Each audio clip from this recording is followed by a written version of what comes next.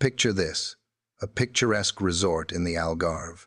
A warm evening, a group of friends sharing tapas and wine, and just meters away, a door creaks open in the silence.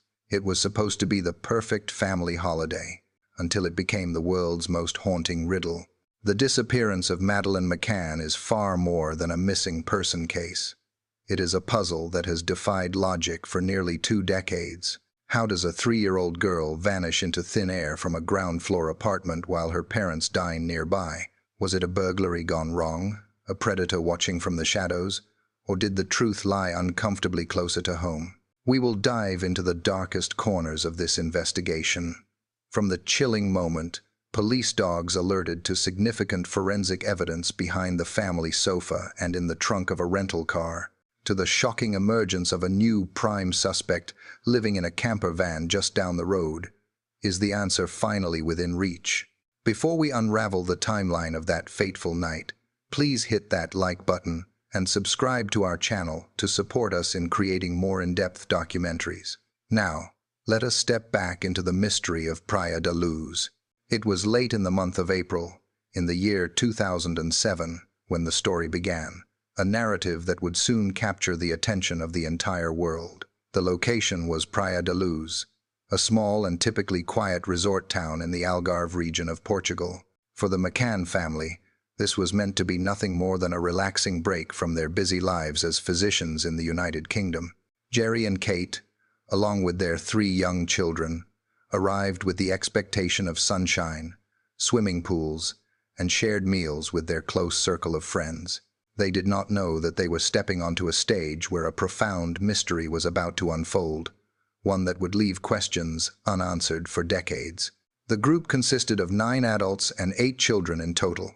They were a collection of professional friends, mostly doctors and medical experts, who had vacationed together before. Because of their habit of dining at the resort restaurant in the evenings, the media would later give them a specific name, the Tapas 7. But in those first few days, they were simply tired parents looking for a moment of peace. The dynamic of the group was comfortable and trusting. They felt safe within the boundaries of the Ocean Club Resort, a feeling that would ultimately prove to be a dangerous illusion. Upon arrival, the families were allocated their respective accommodations. The McCann family was given the keys to apartment 5A. This specific unit would become the center of the investigation, and its location was critical to understanding the events that followed. Apartment 5A was situated on the ground floor of a corner block. It was not tucked away in a secure, internal corridor. Instead, it bordered a public street. The front door opened onto the road, while the patio doors at the rear opened onto a small veranda and a garden area that led to the swimming pool. Crucially, there was a public pathway that ran right beside the apartment. Anyone walking from the town to the beach or the other side of the resort could pass within feet of the children's bedroom window. It was a detail that perhaps went unnoticed in the excitement of arrival, but in hindsight, it highlighted the vulnerability of the room. The apartment had 2 bedrooms. The main bedroom, where Gerry and Kate slept, was at the back. The second bedroom, where the 3 children slept, was at the front, facing the walkway and the car park. Madeleine, who was 3 years old at the time, slept in one of the single beds in this front room. Her younger siblings, twins named Sean and Amélie, slept in travel cots placed in the middle of the room. Madeleine was a bright and energetic child, known for her distinct blonde hair and a unique feature in her right eye, a dark strip on the iris, known as a coloboma. She was old enough to articulate her thoughts and feelings, a fact that would become hauntingly relevant on the final morning of the trip. The daily routine of the group was quickly established. The mornings were for the children, who attended the resort kids clubs, participating in games and activities while the parents played tennis or relaxed. The afternoons were spent by the pool. It was a wholesome, rhythmic schedule. However, the evenings presented a logistical challenge. The parents wanted to have dinner together, but they also needed to ensure their children were sleeping soundly. They chose not to use the resort babysitting service for the evening hours. Instead, they devised their own system. They booked a large table at the Tapas restaurant, which was situated within the resort complex. The restaurant was close to the apartments, roughly 55 meters away from apartment 5A as the crow flies, though the walking distance was slightly longer because of the path one had to take. From their table, they could see the roof of the apartment block, but they could not see the doors or the windows of the unit itself. To bridge this gap, the group agreed on a checking system. One of the adults would leave the dinner table roughly every 20 to 30 minutes to walk back to the apartments and listen for any noise. Sometimes they would enter the units to check physically. Other times they would listen from the outside. It felt like a responsible compromise to them, a way to enjoy their evening while keeping a protective watch over the sleeping children. In apartment 5A, the access point became a matter of habit. The family rarely used the front door which faced the street. Instead, they preferred to enter and exit through the sliding glass patio doors at the rear. These doors could be locked from the inside, but the family found that if they locked them and left via the front door, the checking parent would have to walk all the way around the block to get back in. To make the checks easier and faster, they reportedly left the patio doors unlocked but closed during the evenings. This allowed the adults to slip in quietly from the pool area without fumbling with keys or making noise that might wake the children. This decision meant that the only barrier between the sleeping children and the outside world was a closed but unsecured glass door and a pair of curtains. The first few nights passed without incident, reinforcing the group's sense of security. They fell into a comfortable pattern. The children were exhausted from the day's activities and slept heavily. The checks were routine and uneventful. The resort felt like a bubble, separated from the rest of the town. However, there were small signs that the bubble was not as impenetrable as they thought. During the week, the group noticed other people around the complex who did not seem to be typical tourists. There were reports later of men acting strangely, perhaps watching the apartment blocks or soliciting donations for charities that did not exist. At the time, these encounters seemed like minor annoyances, the kind one might brush off in a foreign country. But viewed through the lens of what was to come, these figures took on a more sinister quality. Were they spotters? Were they testing the security of the ground floor units? The layout of the room where the children slept also held specific weaknesses. The window looked out onto a narrow pavement and a wall. Beyond that wall was a road. The window had shutters, which were made of metal slats. These shutters could be raised from the inside using a strap. The question of whether they could be forced open from the outside would become a subject of intense debate and forensic analysis. But to the casual observer, the room appeared secure enough when the shutters were down. On the morning of Thursday, the 3rd of May, a disturbing conversation took place. It was a moment that would haunt Kate McCann forever. While the family was having breakfast, Madeleine asked a simple question that stopped her mother in her tracks. The young girl asked why her mother and father had not come to her room when she and her brother were crying the previous night. This innocent query revealed a terrifying possibility, that on the night of Wednesday, the 2nd of May, the children had woken up and been distressed, and the parents, dining at the restaurant, had not heard them during the intervals between their checks. Or worse, it suggested that perhaps someone had disturbed them. It implied a gap in the security system the parents had trusted.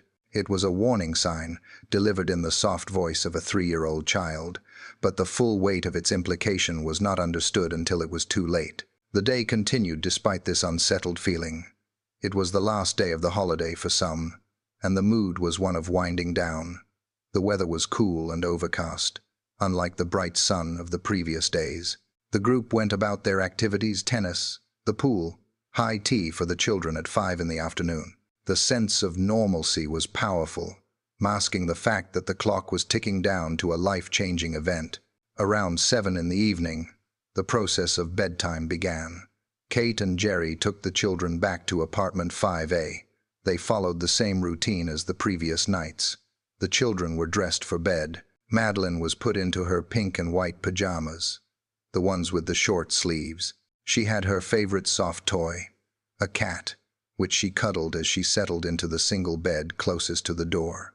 The twins were placed in their travel cots in the center of the room. The parents spent some time reading to the children, ensuring they were calm and ready to sleep.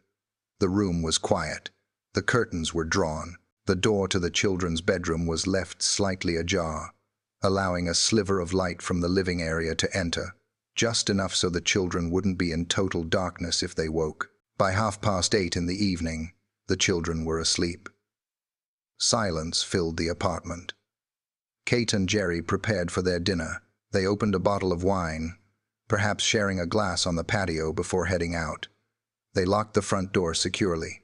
Then, they exited through the rear patio doors, pulling them shut behind them but, as per their custom, leaving them unlocked to facilitate the regular checks. They walked the short distance to the tapas restaurant, joining their friends who were already gathering. The mood was light. Laughter drifted from the table. The night air was cool. At the restaurant, the staff knew the group well by now. The table was set. The view across the pool was dark, the lights of the apartments twinkling in the distance. Establishment of the timeline began almost immediately. At roughly 9:05, Gerry McCann stood up to conduct the first check. He walked the path back to apartment 5A. He entered through the patio doors. He noted that the door to the children's bedroom was open slightly wider than he remembered leaving it, but he thought little of it. He peered into the room. He saw the shapes of all three children. They were still. They were sleeping. Satisfied, he turned to leave. On his way back to the restaurant, he encountered a man he knew, a fellow British tourist named Jeremy Wilkins. They stood on the narrow street outside the apartment block, chatting for a few minutes about tennis and the holiday. It was a mundane conversation, held in the quiet street under the orange glow of the streetlights. Gerry did not know that he was standing mere feet away from a crime scene in the making. While Gerry and Jeremy talked, the night seemed peaceful, but shadows were moving in the periphery. The window of opportunity for an intruder was open. The silence of the apartment was deceptive. Inside, the safety of the children hung by a thread. The decision to leave the patio door unlocked, the public nature of the street, and the predictability of the parents' dining schedule had created a perfect storm. As Gerry returned to the table around 9:30, he felt reassured. The system was working. The children were safe. He sat down, rejoined the conversation, and ordered his food. The group continued to eat and drink, unaware that the world as they knew it had already begun to fracture. The next check was assigned to Kate, but a friend offered to go instead. Then, at 10 o'clock, Kate stood up to take her turn. She walked the same path her husband had walked an hour earlier. She reached the patio doors. She did not know that she was walking into a nightmare. The silence in apartment 5A was different now. It was heavier. As she stepped inside, she noticed the draft. The door to the children's room was not just ajar. It was slammed open by a gust of wind. The curtains were blowing. And the bed, the single bed where Madeleine had been sleeping in her pink pajamas, was empty. The paradise was lost. The mystery had begun. The sun began to lower over the Algarve on that fateful Thursday, casting long shadows across the white walls of the Ocean Club. It was the 3rd of May, a date that would eventually be etched into the collective memory of the public. But at that moment, it was simply the final evening of a family holiday. The air was cooling down after a week of warmth, and the atmosphere within apartment 5A was one of quiet domesticity. The frantic energy of the day, filled with tennis balls and swimming pools, was winding down into the calm rhythm of bedtime.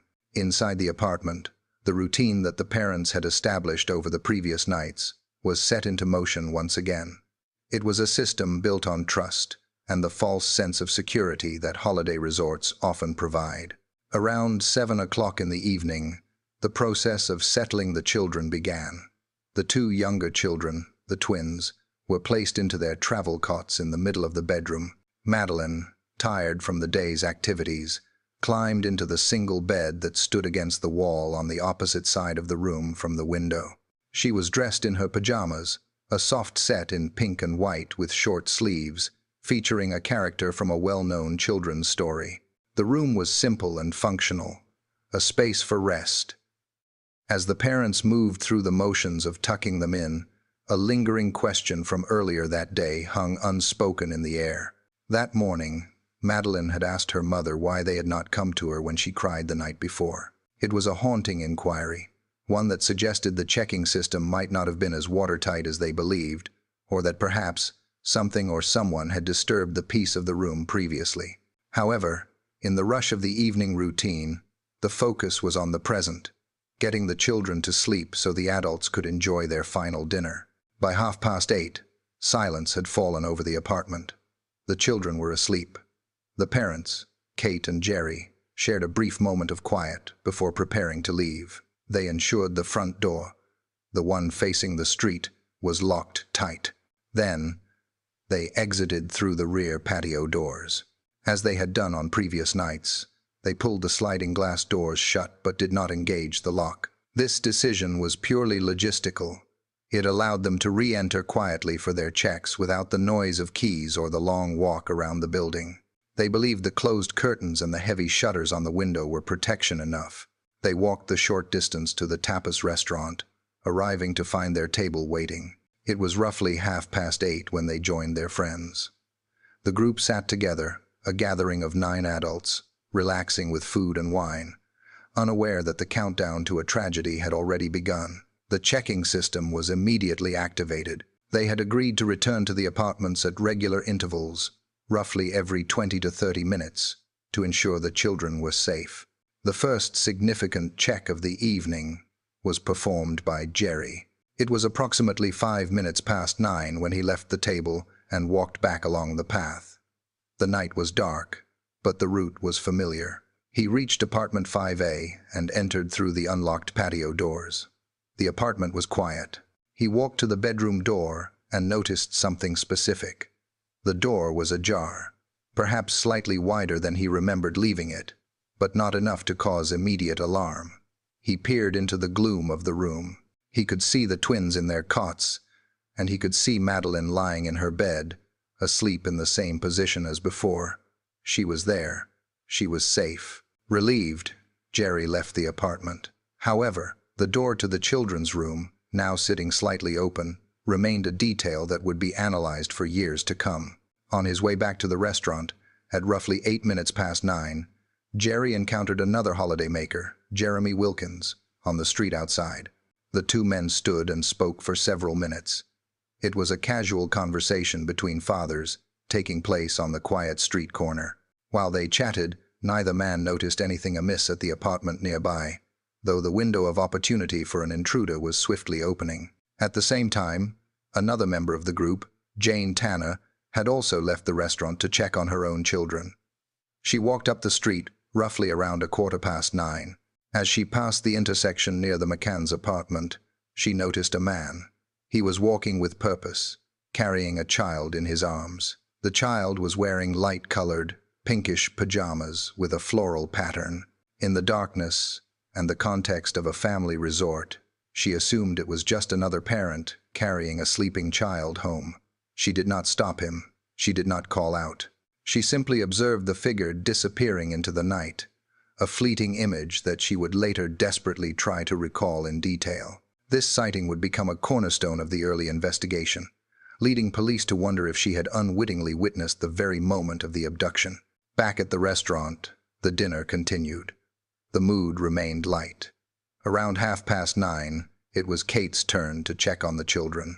However, another member of the group, Matthew Oldfield, was getting up to check on his own daughter in the adjacent apartment, 5B. He kindly offered to check on the McCann children as well, to save Kate the trip. It was a gesture of friendship that would inadvertently add another layer of complexity to the timeline. Matthew walked to the apartment. He entered through the patio doors, just as Gerry had done. He stood in the living area and listened. The apartment was silent.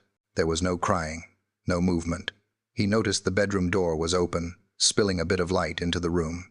He saw the twins sound asleep in their cots. Satisfied by the silence and the presence of the twins, he did not step fully into the room to lean over Madeleine's bed. He assumed she was there, safe in the shadows of the corner. He turned around and left, returning to the restaurant to report that all was quiet. This missed connection was critical. Had he looked closer, the story might have ended differently. Was she already gone at 9:30, or was she lying there in the dark, with an intruder perhaps hiding mere feet away? The timeline suggests that the window of opportunity was terrifyingly narrow. The clock ticked toward 10. The wind began to pick up slightly, rustling the trees around the complex. At the restaurant, Kate prepared for her own check. It had been an hour since Gerry had last seen Madeleine with his own eyes. The assurance from Matthew that all was quiet had kept her calm, but the maternal instinct to see her child was pulling her back to the apartment. At 10 o'clock, Kate left the table. She walked the familiar path, perhaps thinking about the day ahead, their travel plans, or simply the comfort of her bed. She reached the patio doors and slid them open. The air inside felt different immediately. It was not the still, stuffy air of a closed room. There was a draft. She walked toward the bedroom door. It was wide open now, much further than Gerry had described. As she stepped into the doorway, the draft became a gust. The wind from the outside was blowing through the room, catching the curtains and making them dance violently. The window was open. The shutters, which should have been locked down, were raised. Kate's eyes darted to the single bed. The pink and white pajamas were gone. The pillow was empty. The cuddle cat toy was lying there, left behind on the mattress. For a split second, confusion reigned. She checked the parents' bedroom, hoping Madeleine had wandered in there. It was empty. She ran back to the children's room. The silence was absolute, broken only by the sound of the wind and the breathing of the twins, who slept on, undisturbed. The realization hit her with the force of a physical blow. The secure bubble of the holiday had burst. Panic, cold and sharp, flooded her system. She turned and ran back through the patio doors, her breath catching in her throat. She sprinted toward the restaurant, toward the light and the laughter of her friends, carrying a message that would silence the table and start a nightmare that would never truly end. As she reached the group, her voice tore through the night air, screaming the words that would be repeated in news reports for years to come. Madeleine is gone. Someone has taken her. The scream that tore through the calm night air at the Ocean Club was not merely a sound. It was a fracture in time. Kate McCann's voice, filled with a primal terror that no parent ever expects to hear, reached the table where her friends sat laughing and finishing their meals. The words were distinct and shattering. She is gone. She is gone. Someone has taken her. The laughter died instantly. For a fraction of a second, there was a paralyzed silence, a collective inability to process the horror of the statement. Gerry McCann, reacting with the instinct of a father who cannot accept the worst, immediately stood up and denied the possibility, insisting that she must still be there, perhaps just hiding or wandering. But the look on Kate's face, pale and hysterical, told a different story. The group of friends, known as the Tapas 7, abandoned their table. They sprinted across the short distance that separated the restaurant from the apartments, their footsteps pounding against the pavement in a chaotic rhythm. The calm resort evening had disintegrated into total panic. When Gerry reached apartment 5A, he rushed straight to the children's bedroom. He found the scene exactly as Kate had described, a scene that defied all logic and safety. The door was open. The window was open. The shutters, which were heavy and made of metal slats, were raised, and the bed was empty. The small imprint of where his daughter had been sleeping was visible, but she was gone. Her favorite soft toy, Cuddle Cat, was lying on the bed, left behind as a silent witness to whatever had occurred. Gerry frantically searched the small apartment. He checked the parents' bedroom, the bathroom, the cupboards, and even under the beds. He ran back to the children's room. In the center of the chaos, a strange and unsettling detail stood out. The twins, Sean and Amélie, were still asleep in their travel cots. Despite the lights being thrown on, the shouting of the adults, the slamming of doors, and the sheer volume of panic filling the small room, neither of the younger children stirred. They slept with a deep, unnatural heaviness that would later become a point of intense speculation and debate regarding whether they had been sedated. But in that moment, their stillness only added to the surreal horror of the situation. Realizing Madeleine was truly not inside, the group spilled out into the night. The immediate area became a frenzy of activity. The men split up, running in different directions to search the complex. Gerry, David, Russell, and Matthew began sweeping the adjacent blocks, checking stairwells, looking under bushes, and calling out Madeleine's name into the darkness. Kate ran back toward the car park and the street, her voice cracking as she screamed her daughter's name over and over again. The desperation was palpable. Every shadow looked like a hiding place. Every rustle of leaves sounded like a footstep. In the midst of the search, Gerry turned to Matthew and gave a crucial instruction. Run to the reception of the Ocean Club and tell the staff to call the police immediately. The urgency was absolute. They needed professional help, and they needed to seal off the area.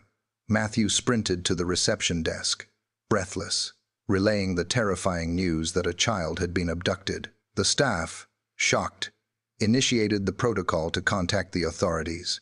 However, the response was not the swift, tactical operation one might expect in a major crime investigation. The first officers to arrive were from the National Republican Guard, known as the GNR. They were military police, not detectives specializing in major crimes or child abductions. They arrived at the scene roughly an hour later, around 10 minutes past 11. Their initial assessment of the situation was devastatingly casual. They assumed, as is often the case with missing children reports in holiday resorts, that the child had simply wandered off and would be found curled up asleep under a sunbed or near the pool. This assumption led to a critical loss of time. The golden hour, that vital first 60 minutes after a crime where evidence is fresh and suspects are still nearby, was slipping away. Instead of sealing the apartment as a potential crime scene, the focus remained on a loose, disorganized search of the perimeter. Back at apartment 5A, the situation was deteriorating forensically. In the panic and confusion, protocol was abandoned. Friends, resort staff, and later the police officers themselves wandered in and out of the apartment. They walked through the living room, touched surfaces, and entered the bedroom where Madeleine had been taken. By the time the scene was formally secured much later, roughly 20 people had entered the apartment, potentially destroying footprints, fingerprints, or DNA, evidence that the perpetrator might have left behind. The GNR officers, realizing the gravity of the situation was escalating and that the child was not appearing, eventually notified the judicial police, the main investigative force in Portugal, but they would not arrive until after 1 o'clock in the morning. As the night deepened, the atmosphere in Praia da Luz shifted from panic to a cold, heavy dread. The search widened. Guests from other apartments joined in, forming lines to comb through the scrubland and the beach areas. Flashlights cut through the darkness. Voices calling Madeleine echoed off the whitewashed walls of the resort. But the streets were empty. The silence of the town felt mocking. Gerry returned to the apartment, distraught. He began to examine the shutters himself. He noted that the metal shutters could only be raised from the inside using a strap. This mechanical fact birthed a terrifying realization. If the shutters were up, someone must have been inside to raise them, or they had been forced. Yet, there was no sign of forced entry on the exterior. The complexity of the puzzle was already forming. If the shutter was manipulated, how did the abductor enter and exit? Did they come through the patio doors and leave through the window? Or was the window used for entry? Kate remained in a state of shock, supported by her friends. The image of the open window and the empty bed played on a loop in her mind. The wind that had slammed the door shut was now blowing through the entire resort, carrying with it the chilling reality that they were no longer in a safe haven. The predator they feared had come into their sanctuary, into the very room where their children slept, and vanished without a trace. By the time the judicial police arrived in the early hours of the morning, the trail was already cold. The bustling activity of the search had trampled the ground outside the window. The timeline was blurred by shock and grief. The hope that this was a simple case of a wandering child had evaporated, replaced by the grim certainty that a crime had been committed. The Ocean Club was no longer a holiday destination. It was a crime scene, and the long, agonizing wait for answers had just begun. The chaos at the Ocean Club had been swirling for over an hour when the first semblance of official authority finally appeared. It was approximately 10 minutes past 11 at night when 2 police officers arrived at the scene. They had traveled from the nearest town, Lagos, which was roughly 5 miles away. However, These were not the specialized detectives the parents had been desperate to see. They were officers from the National Republican Guard, known as the GNR, a force that functions essentially as military police rather than criminal investigators. Their arrival brought a momentary wave of hope, but it was quickly dampened by a clash in perspective. The parents and their friends were convinced that a serious crime had occurred, that an intruder had entered the bedroom and taken the child.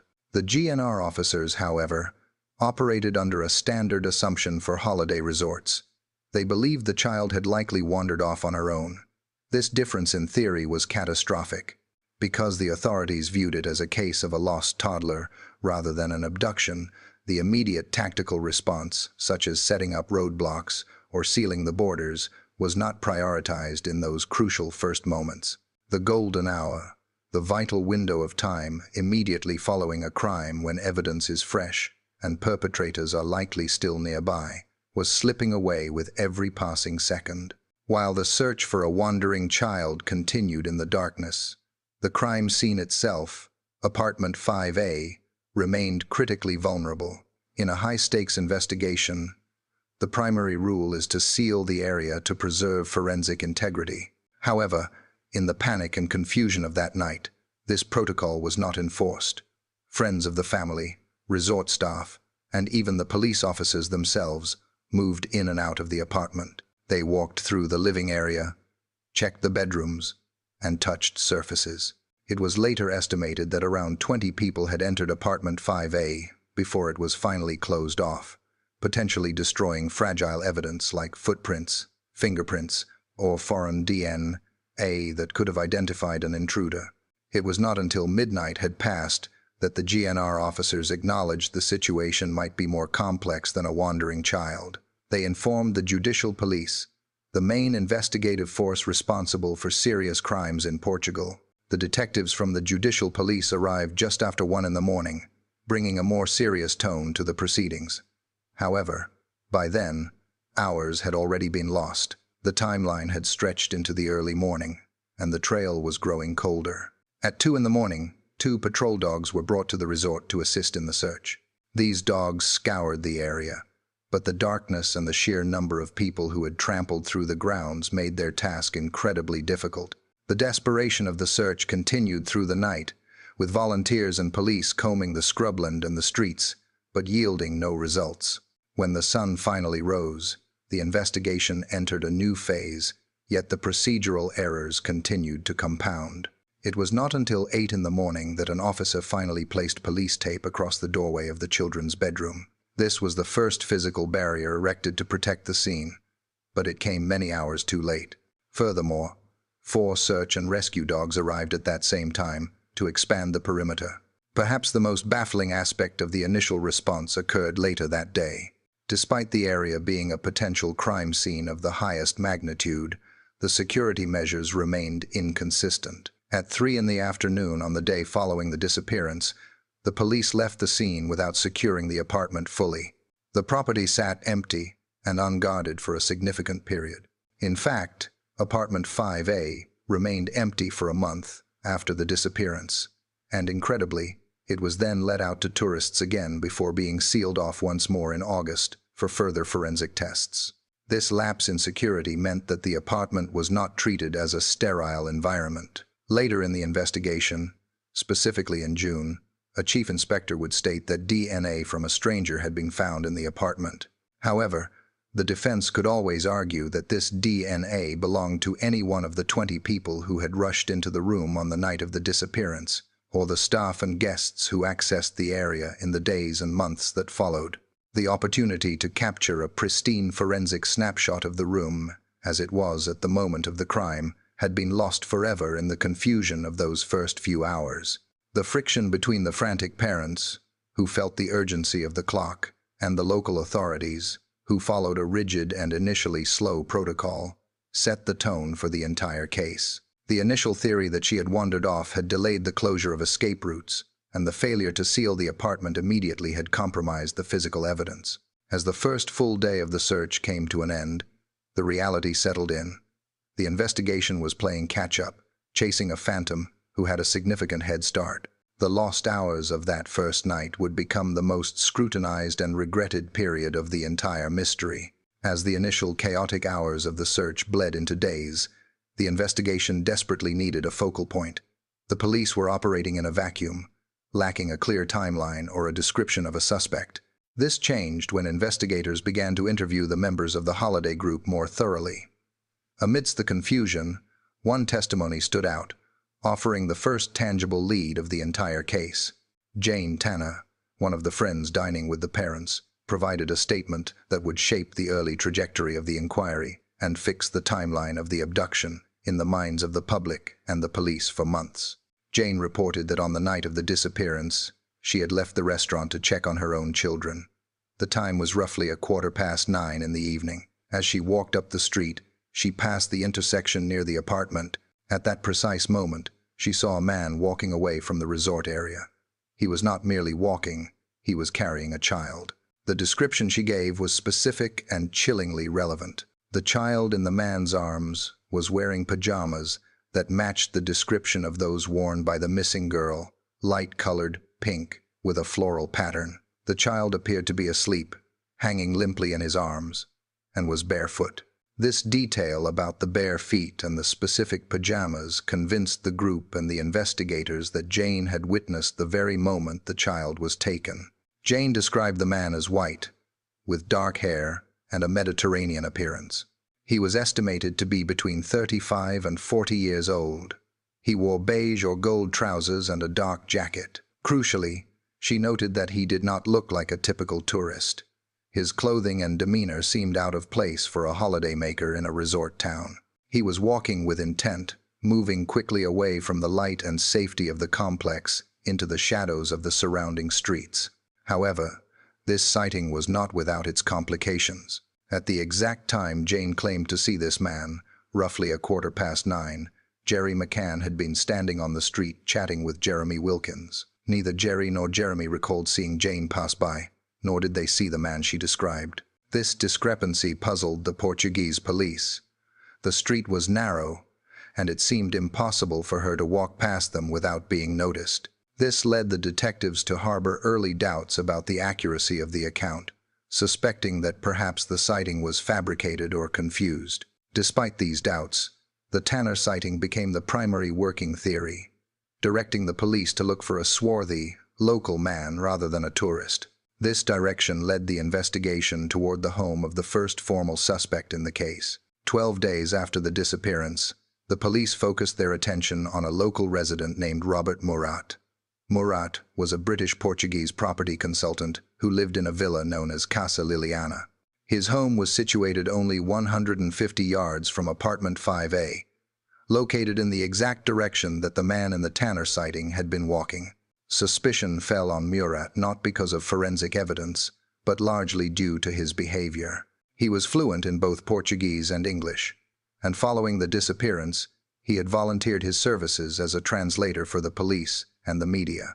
He was omnipresent, always at the police station or speaking to journalists, claiming he wanted to help because he had a daughter of a similar age in England. However, his eagerness to involve himself in the investigation began to look suspicious to the detectives and the press. His intense curiosity and constant presence raised eyebrows. The suspicion deepened when 3 members of the holiday group, Fiona Payne, Russell O'Brien, and Rachel Oldfield, claimed to have seen Murat outside the apartment shortly after the alarm was raised. A nanny from the resort and 2 other British holidaymakers also placed him at the scene. This contradicted Murat's own account, as he claimed he was at home with his mother that evening. The pressure mounted. An anonymous tip also came in, claiming a man named Robert in the area had been acting strangely. On the 14th of May, Portuguese detectives swooped on Casa Liliana. They brought in sniffer dogs and ground-penetrating radar to search the garden. They drained the swimming pool. They seized his computers, phones, and videotapes. On the 15th of May, in the year 2007, Robert Murat was officially declared an arguido, or formal suspect. The investigation had found its villain in the eyes of the public. He was a local man. He fit the loose description of the Tanner sighting, and he had inserted himself into the case. However, The search of his property yielded conclusive results of a different kind. There was nothing to link him to the crime. The dogs found no scent of the child. The computer analysis showed no connection. A computer expert named Sergei Malinka, an associate of Murat, was also questioned and had his vehicles searched, but he too denied any involvement, stating he was being targeted simply for knowing Murat. Years later, the validity of the tanner, citing the very lead that had pointed suspicion toward Murat and shaped the entire early investigation, would be completely dismantled. Scotland Yard eventually identified the man Jane Tanner had seen. He was not an abductor, nor was he Robert Murat. He was a British tourist who had been collecting his own daughter from the resort's night creche. His daughter had been wearing pajamas similar to the missing girl's. He had walked the exact route Jane described at that exact time. The realization was devastating for the investigation. The Tanner sighting was a red herring. For months, and arguably years, police resources had been poured into finding a man who did not exist as a criminal. The person Jane saw was an innocent father. This meant that the timeline the police had relied upon was wrong. The abduction had likely not happened at 9:15. The focus on this time slot had allowed the real perpetrator, and the real window of opportunity, to slip away into the darkness unnoticed. Robert Murat's status as a suspect was eventually lifted, but the time lost chasing this false lead could never be recovered. While the investigation consumed itself with the pursuit of Robert Murat and the timeline established by the Tanner sighting, another critical piece of the puzzle lay dormant in the police files. It was a testimony that would, years later, be recognized as perhaps the most significant observation made on that tragic night. At the time, however, it was overshadowed by the noise of the media circus and the investigators' fixation on the earlier timeline. This lead came from a different family of holidaymakers, the Smith family from Ireland, who had been staying in Praia da Luz during the same week as the McCanns. The Smith family's account provided a narrative that ran parallel to the chaos at the Ocean Club, yet it occurred just far enough away to be initially disconnected. On the evening of the 3rd of May, the family had spent their night in the town center. As they began their walk back to their rented villa, the time was approaching 10 o'clock. This timing is of absolute importance. Unlike the Tanner sighting, which occurred around 9:15, the Smith sighting aligned almost perfectly with the moment Kate McCann entered the apartment to find her daughter missing. As the family walked along a street known as Rua da Escola Primaria, roughly 500 yards from the Ocean Club apartments, they encountered a man. The street was relatively quiet, typical for a residential area at that hour. The man was walking in the opposite direction to them, heading away from the resort and toward the beach area. What drew their attention was not just his presence, but the burden he carried in his arms. He was holding a young child. The child was a girl, roughly 3 or 4 years of age. She had blonde hair and pale skin. The witnesses noted that she was wearing light-colored pajamas, which they described as pale pink or white. Crucially, the child was barefoot. Her head was resting against the man's shoulder, and her arms hung loosely by her side, suggesting she was in a very deep sleep. She did not stir as the man walked, nor did she make a sound. The description of the man himself was markedly different from the figure Jane Tanner had reported. The Smiths described him as a white male in his mid-30s.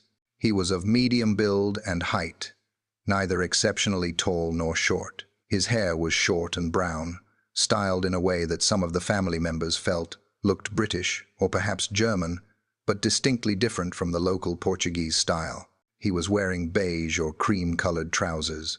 The most unsettling aspect of the encounter, according to the witnesses, was the man's demeanor. In a holiday resort, it is common to see fathers carrying sleeping children home from dinner. However, the Smith family felt there was something incongruous about this man.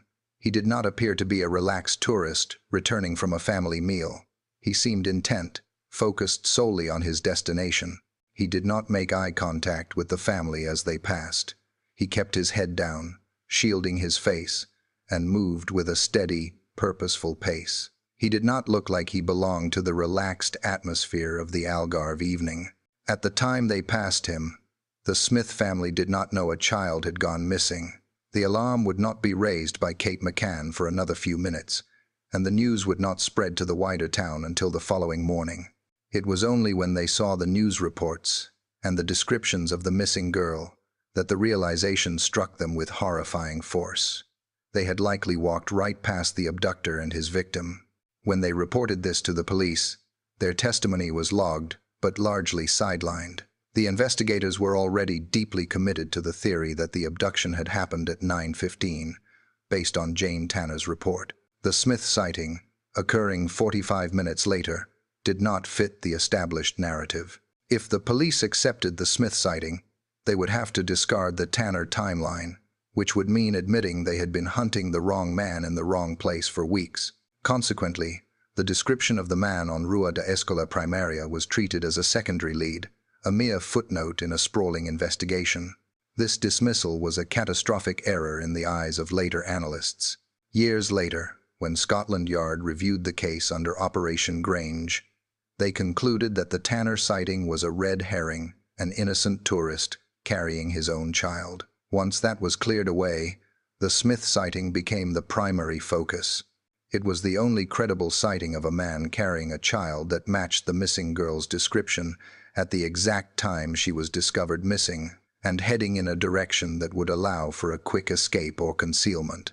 2 electronic facial composites, or EFITs, were eventually created based on the Smith family's description. They depicted a man with a generic but distinct face, smooth-skinned, with a jawline that was neither sharp nor soft, and short hair. These images were released to the public years after the fact, a desperate attempt to jog a memory that had long since faded. The implications of the Smith sighting are profound.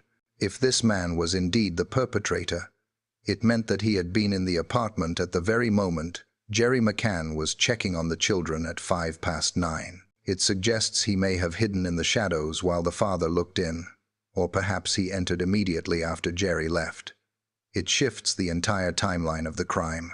The abduction was not a swift grab and run at the start of the dinner. It was a calculated act that took place later, under the cover of the deepening night. The man walked away into the darkness, carrying the child toward the ocean, while the parents were just moments away from discovering the empty bed. The Smith family continued their walk home, unaware that they had just brushed shoulders with the answer to the world's most enduring mystery. The failure to prioritize this sighting in the early days allowed the trail to go cold, leaving the man in the beige trousers to vanish as completely as the child he carried. As the weeks turned into months, the atmosphere in Praia da Luz underwent a profound and chilling transformation. The initial wave of global sympathy that had engulfed the parents began to recede, replaced by a growing undercurrent of skepticism. For the first few weeks, the narrative had been clear. A family had been victimized by a predator in the night. However, as the summer heat intensified, so did the scrutiny from the Portuguese authorities. The investigation, which had initially cast a wide net looking for a stranger, began to tighten its focus inward, turning its gaze toward the very people who had reported the crime. The turning point became visible to the public on the 30th of June, nearly 2 months after the disappearance. A Portuguese weekly magazine published a headline that sent shockwaves through the media landscape. The article was titled, "The Madeleine Case, A Pact of Silence." It was a blistering report that fundamentally challenged the version of events provided by the group of friends. The article alleged that the Tapas 7 were not merely innocent holidaymakers, but were concealing a darker secret. It suggested that there were significant anomalies in their witness statements, and implied that the group might have coordinated their stories to protect one another. The piece even cast doubt on the sighting reported by Jane Tanner, suggesting it may have been a fabrication designed to divert police attention away from the apartment complex. The detectives from the Judicial Police, or PJ, were privately wrestling with physical evidence that did not seem to align with the testimony of the parents. The central point of contention was the metal shutter on the window of the children's bedroom. Kate McCann had stated that when she discovered her daughter missing, the shutter was raised and the window was open, implying that the abductor had entered or exited through it. However, the shutter was made of heavy, non-ferrous metal slats. The police conducted reconstruction tests and concluded that the shutter could only be raised from the inside using a specific strap mechanism. According to the investigators, it was mechanically impossible to lift the shutter from the outside without forcing it in a way that would leave significant damage or noise. Yet, forensic examinations found no signs of forced entry. There were no tool marks, no bent slats, and no fingerprints on the exterior that would suggest an intruder had pried it open. This discrepancy led the police to a disturbing hypothesis. If the shutter could only be opened from the inside and there was no intruder, then someone with access to the apartment must have opened it. This logic began to erode the credibility of the abduction theory in the eyes of the lead detectives.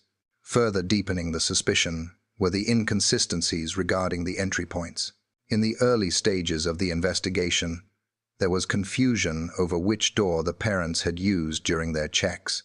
Initial reports suggested they used the front door, which was locked, but later statements clarified that they used the rear patio doors, which were left unlocked. While this could be attributed to the trauma and confusion of the event, the police viewed it as a sign of a shifting narrative. They questioned why, if the patio doors were unlocked, an abductor would bother with the difficult and noisy window shutter at all. The behavior of Kate McCann during the discovery was also deconstructed and analyzed with a critical eye. The police found it strange that upon finding her daughter missing, Kate ran all the way back to the tapas restaurant to alert the group. The investigators argued that a mother's natural instinct, upon finding an open window and a missing child, would be to search the immediate premises or scream for help from the balcony. By running to the restaurant, she left the twins alone in the unsecured apartment for a period of time. To the detectives, this action seemed illogical if she genuinely believed a predator had just been in the room. Another piece of circumstantial evidence that raised eyebrows was a children's activity book found in the apartment. On the back cover of this book, investigators found a handwritten timeline of the checks carried out by the group. To the parents, this was likely a way to help recall events for the police in the chaos of the first night. However, to the skeptical minds of the Portuguese investigators, it looked suspicious. They questioned why innocent victims would need to write down and coordinate their timeline so precisely unless they were trying to ensure their stories matched perfectly to avoid contradictions. The specific phrasing used by Kate when she raised the alarm also came under intense linguistic analysis. Her shout of, "They have taken her," was viewed by some investigators as psychologically revealing. They argued that in a moment of pure shock, a parent would typically cry out that their child was gone or missing. The immediate leap to the conclusion of abduction, "They have taken her," was interpreted by the police as a potential attempt to set the stage for a kidnapping scenario before any evidence of one had been found. By late summer, the relationship between the McCanns and the Portuguese police had deteriorated significantly. The parents felt the police were failing to look for their daughter and were instead wasting time trying to frame them. The police, conversely, believed they were being misled by a sophisticated group of professionals who were closing ranks. The investigation had shifted its premise entirely. It was no longer a hunt for a man in the shadows. It was a probe into the possibility that the child had died in the apartment due to an accident, and that the abduction story was a tragic, elaborate cover-up. The tide had turned, and the family was no longer swimming in a sea of support, but fighting against a current of accusation. As the summer heat intensified, the investigation took a turn that relied less on human testimony and more on instinct. On the 31st of July, in the year 2007, 2 English Springer Spaniels named Eddie and Keila were brought to Praia da Luz to assist the Portuguese authorities. These were not ordinary police dogs. They were highly specialized. Keila was trained to detect biological traces, while Eddie was a specialized dog, trained to alert his handler to potential forensic evidence associated with a body. The dogs were taken to apartment 5A, the wasteland nearby, and the beach. At the beach and the wasteland, the dogs gave no alerts. However, when they entered the apartment, their behavior changed. Inside the living room, both dogs alerted the handlers to an area behind the sofa. Eddie, the cadaver dog, also gave a specific alert near the wardrobe in the main bedroom. Perhaps most distressing for the family was that Eddie also alerted to the cuddle cat, Soft Toy, the beloved item that the child had left behind on her bed. The implications of these alerts were profound for the Portuguese detectives. While a dog's reaction is intelligence rather than direct evidence, it suggested to the police that a body might have been present in the apartment at some point. This reinforced their growing theory that the child had not been abducted but had passed away inside the holiday home. The police then took various clothes and items belonging to the family and placed them in boxes in a neutral location. When the dogs were introduced to these boxes, Eddie once again alerted to the box containing the mother's clothing. These silent witnesses had provided the police with a new, darker direction for their inquiries, moving the focus entirely onto the parents. The investigation soon zeroed in on a silver rental vehicle that the family had hired. It is crucial to note that this car was rented more than 3 weeks after the disappearance. The police searched this vehicle extensively. When the dogs were brought to an underground car park containing 10 different cars, Eddie ran past the others and alerted near the driver's door of the family's rental car. Keela, the blood detection dog, alerted to the rear driver's side and the trunk. Inside the key fob of the car, which had been hidden under sand in a fire bucket for the test, the dog also gave an alert. Based on these reactions, forensic specialists collected hair and fiber samples from the car's boot and sent them to a laboratory in Birmingham for analysis. The results were highly complex. The laboratory reported that 15 out of 19 DNA components found in the sample matched the missing child's profile. However, the science was not definitive. The DNA sample was degraded and mixed with profiles from other family members, which is to be expected in a family car. A scientist warned that the result was too complex to be considered a 100% match. Despite this caution, the Portuguese detectives viewed it as a breakthrough. They hypothesized that the parents had hidden the body for weeks and then used the rental car to move it to a final location. The parents vehemently denied this, pointing out the absurdity of moving a body while being the most watched people on the planet. The father suggested that the dogs might have been reacting to scents transferred from the children's dirty nappies or toys that had been transported in the vehicle. By September, the relationship between the parents and the investigators had collapsed. On the 6th of September, the police seized the rental car for further testing. Shortly after, the parents were summoned for questioning. They were formally declared arguidos, or suspects, on the 7th of September. During the interrogation, it was reported that the police offered the mother a deal. If she admitted that the child had died in an accident and they had covered it up, her sentence would be lenient. She refused, maintaining that her daughter had been taken. A few days later, on the 9th of September, with the weight of the arguido status hanging over them, the family made the difficult decision to leave Portugal and return to the United Kingdom. The following day, a senior inspector signed a 9-page report concluding that the child had died in the apartment due to an accident and that the abduction story was a fabrication. However, without a body or a confession, the case against them could not hold. The dog's alerts, while compelling to the police, were not admissible as sole proof in a court of law.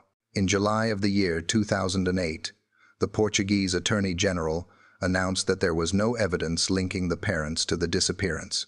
Their suspect status was lifted, and the case was officially archived, leaving the mystery unsolved and the family in a state of legal and emotional limbo. For 3 years, the case lay dormant in Portugal, but the pressure in the United Kingdom never ceased. In the year 2011, the British Home Secretary launched a massive review of the case, known as Operation Grange. A team of 29 detectives and civilians began to re-examine every piece of evidence from scratch. This new investigation brought a fresh perspective. They moved away from the theory involving the parents and looked outward.